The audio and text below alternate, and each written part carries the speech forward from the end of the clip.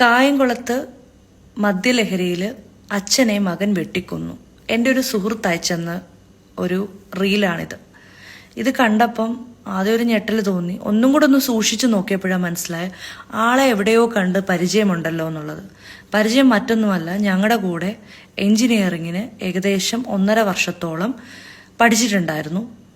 പഠിച്ചു കഴിഞ്ഞിട്ട് പുള്ളി പഠിത്തം മതിയാക്കി ഡ്രോപ്പ് ഔട്ട് ചെയ്ത് പോയിട്ട് പിന്നെ ഇപ്പോഴാണ് നമ്മൾ കാണുന്നത്. ഇതിനുള്ള യാതൊരുവിധ കോണ്ടാക്ട്സും ഇല്ലായിരുന്നു. ആ ടൈമിൽ തന്നെ പുള്ളി അധികം ആരുമായിട്ടും വലിയ കോണ്ടാക്ട്സ് വെക്കുന്ന ഒരാളും അല്ലായിരുന്നു. പക്ഷെ ഇതിനകത്തൊരു വസ്തുത എന്താന്ന് വെച്ച് കഴിഞ്ഞാൽ, അന്ന് ആ ക്ലാസ്സിൽ പഠിച്ചതിൽ കുട്ടികൾ വെച്ചിട്ട് ഏറ്റവും കൂടുതൽ ജീവിത സാഹചര്യങ്ങൾ കൊണ്ട് എൻജോയ് ചെയ്ത് ക്ലാസ്സിൽ വരികയും ക്ലാസ്സിലധികം കയറാതിരിക്കുകയും അതുപോലെ തന്നെ യാതൊരുവിധ പഠിത്ത കാര്യത്തിലും ശ്രദ്ധിക്കാത്ത ഒരു വ്യക്തി അയാൾ തന്നെ ആയിരുന്നു.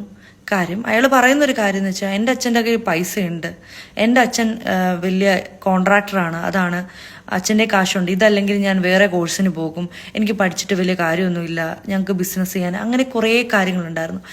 അപ്പം അന്ന് ഞങ്ങൾക്ക് ഇപ്പോഴും ഓർമ്മയുണ്ട്, അവൻ ഇഷ്ടപ്പെട്ട ബൈക്ക് കാര്യങ്ങളെല്ലാം വാങ്ങി കൊടുക്കുകയൊക്കെ ചെയ്തു. അതുപോലെ നല്ല സപ്പോർട്ടീവായിട്ടുള്ളൊരു ഫാദർ ആയിരുന്നു അദ്ദേഹം.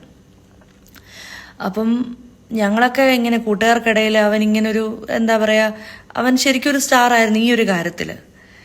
പക്ഷേ എന്താ പറയുക, ആ അച്ഛന് വീട്ടിലെ സാഹചര്യങ്ങൾ കൊടുക്കുമ്പോഴും മകനെ നന്നായിട്ട് വളർത്താൻ മറന്നുപോയോ എന്നാണ് എൻ്റെ ഒരു ചോദ്യം. ഇത് തന്നെയാണ് ഇന്നത്തെ ഒരു മാതാപിതാക്കളോട് എനിക്ക് ചോദിക്കാനുള്ളതും. നിങ്ങൾ മക്കൾ പറയുന്ന എല്ലാ കാര്യങ്ങളും ചെയ്തു കൊടുക്കുമ്പോഴും മക്കളെ എങ്ങനെ നന്നായിട്ട് വളർത്തണമെന്നും കൂടി ചിന്തിക്കണം. അല്ലെങ്കിൽ ഇനിയുള്ള തലമുറയായാലും ഇനി വന്നുകൊണ്ടിരിക്കുന്ന തലമുറയായാലും ഇതൊക്കെ നമ്മൾ ഇനി ഫേസ് ചെയ്തേ പറ്റുള്ളൂ. വളരെ വിഷമകരമായിട്ടുള്ളൊരു വാർത്തയാണ്. ഈ വിധി ആർക്കും വരാതിരിക്കട്ടെ.